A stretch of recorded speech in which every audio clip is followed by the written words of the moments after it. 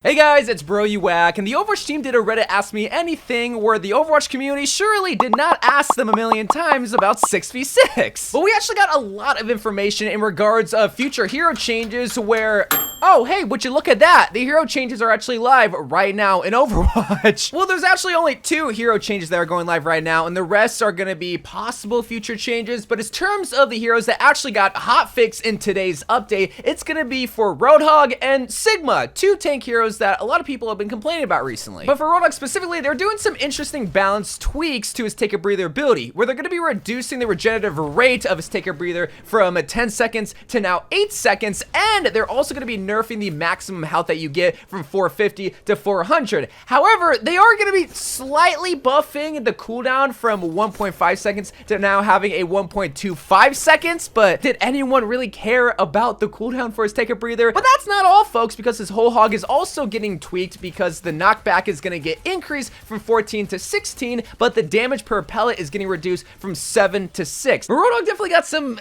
interesting changes, I'll say, some buffs, some nerfs. Overall, what I feel about these changes is that obviously they don't want Roadhog to be surviving that long on the field because you don't get as much self-healing, but you get the self-healing back quicker because it recharges quicker. Again, just interesting changes. We'll see how it plays out. But in the case of Sigma, they're going to be doing a good quality of life nerf, where his ultimate now requires the line of sight when you want to lift an enemy up and then slam them down on the ground. Now, like I said, this was a good quality of life nerf because it was kind of stupid that you would just get thrown up in the air when you couldn't see Sigma, and I'm glad that they hotfixed it, which is what they've been doing a lot recently, or at least a couple of times recently with these updates, you know, buffing Venture, nerfing Roadhog and Sigma, and so on and so forth. And I kind of like that they've been doing these small and frequent updates. Whenever there is a hero that's super annoying that needs to be dealt with in the meta, then we can look forward to a patch possibly in a couple of weeks rather than in a month span. Now, while those are the only heroes that got changed today, we definitely will be seeing more changes coming to heroes come season 11 and possibly in these smaller kind of updates. But in terms of up and coming season 11 changes, we did hear that Cassidy is going to be getting a nerf to his mana grenade. In the Reddit Ask Me Anything in regards to the mana grenade, they said it will behave closer to old flashbang. No magnetic homing to the target used in the short range, and will slow/hinder the target. So we'll still have the effects of the magnet grenade, but no longer will it feel like a grenade is coming out of Narnia and it finds my way to me when it just homed in on me. And that's great to hear because, well, with Cassidy, he's always meant to win short range fights in the case like Tracer or Genji or Doofus because of his grenades, flashbang and mana grenade.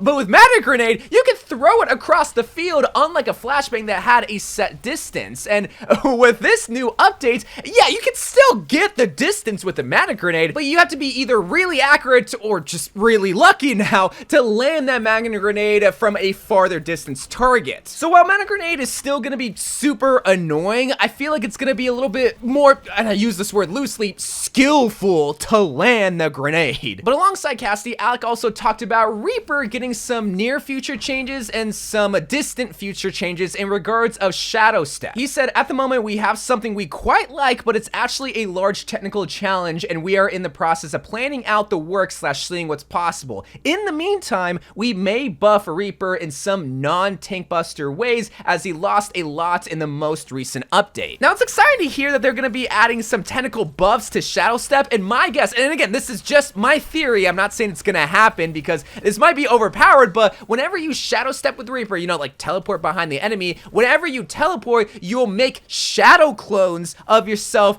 as Reaper. Maybe you can have 3 in total so that it'll confuse the enemies so that whenever they have to shoot one of the clones, they'll disappear right away, so it's not too overpowered, but enough to really confuse them on who the real Reaper is. And maybe that means there's a Naruto collab in the future. Obviously not, but if they're wanting to buff the shadow step in the near future, all they really gotta do is just remove the voice line whenever he flanks. Whenever I'm trying to be sneaky and my character teleports and yells, "Death comes!" it's so counterproductive, and it'd actually be a good buff for Reaper. Just remove the voice line. Like, I'll do it for you. The next DPS hero discussed in the Reddit Ask Me Anything was Symmetra, and this is what Alec had to say about Symmetra. They said, for right now, we are in discussion about Symmetra and especially her frontline presence. Believe that's a piece of the kit we'd like to promote further, whether through her survivability or beam damage. Now, maybe it's just because of the rank that I play in, but I'm not exaggerating when I say this. I see a Symmetra one every maybe 30 games. I never see this hero, and it's because there's not really, like, there's one purpose for Symmetra I see her as, and it's a shield buster. Yeah, I mean, she has turrets that can slow down a Genji or Lucio or really high mobile characters, and she's great at holding a choke, but ultimately I just see Symmetra as this shield buster here, which is weird to say because you don't think of Symmetra as a shield buster, but you can easily build your level 3 beam on a shield, you get ammo for free from a shield, and you get shield health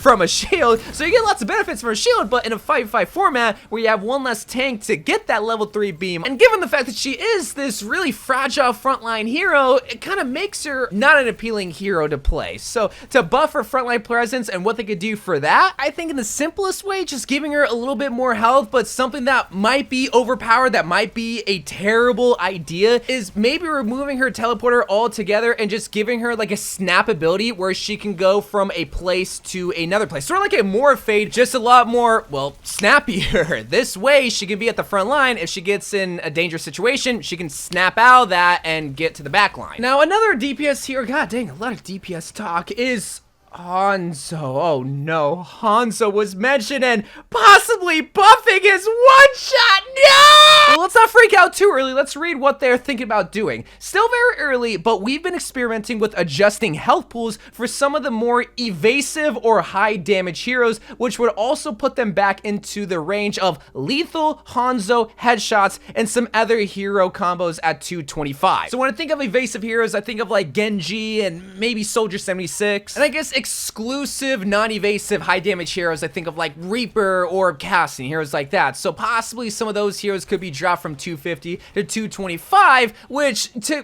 compensate for Hanzo's lack of one-shot capability, of course, coming from a Hanzo hater, I don't like that idea. Like, I'm sorry, I don't. Do I like seeing Hanzo main suffer?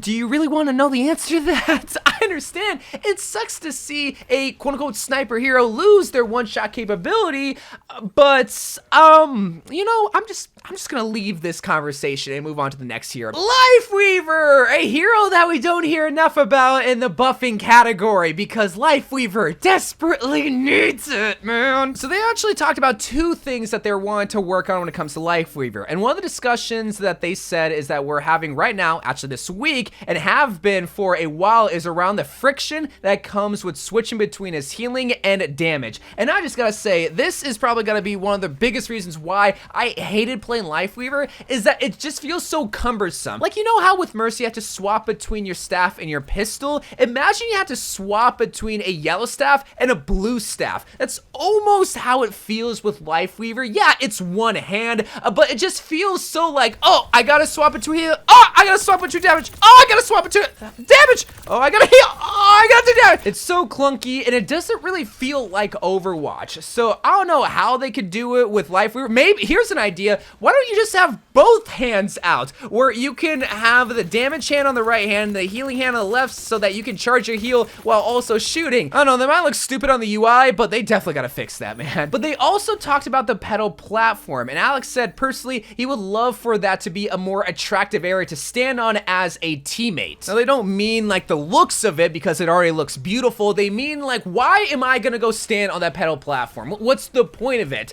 And it kind of makes it a useless ability. So it's not for Lifeweaver, for his teammates. So maybe as a healing beacon, which is something that Soldier already has, but to give Lifeweaver more healing capabilities, I think would be beneficial for Lifeweaver. But let's end things off with some Mercy buffs talk, or lack thereof, because according to Alec, Mercy is still a top pick support, and even higher on console until you hit GM/top 500. Her performance follows a similar trend where she's in the top grouping for most ranks and remains above average at the highest ranks. Doesn't mean that she won't receive changes, but that's where she is at currently, which I think is Alex's way of trying to be nice and trying to give Mercy mains hope, while also trying to say Mercy's not going to be getting buffed because according to the stats, she's fine, so stop saying that she needs to be buffed because she's not. Obviously, the stats also say that Mercy is not good in the highest rank, and Ski obviously plays Mercy in the highest rank, so it's one of those those things where it's like, okay, do we buff Mercy to make her even better in the lower ranks and to make her sustainable in the higher ranks, or do we just leave her where she's at? And my thoughts on Mercy is like, I don't know, man. Like, I'm not a Mercy hater by any means, but I do recognize when she's not good in a meta, not good in a composition, and right now the meta just doesn't favor her. And I feel like it's just Overwatch, where Mercy's not going to be good in every single composition, whether it's like a dive or super damage heavy type of composition, and Mercy can't out heal the damage and that type of thing. But then there's certain situations where Mercy can be really beneficial. And again, I think I'm just kind of describing Overwatch, where not every time is going to be a good time to break out a Mercy. But I'm kind of scared to say that because Mercy mains want to see their favorite hero be good in every situation and want to see their favorite hero get buffed. Just like we want all of our favorite heroes to be buffed, because Mei is still one of the worst DPS heroes in the game, and she's still not talked about enough. But hey, you know what? That's just me being a biased Mei main. But let me know what you think about these changes and what heroes you look forward to seeing possibly get changed in Season 11, because, well,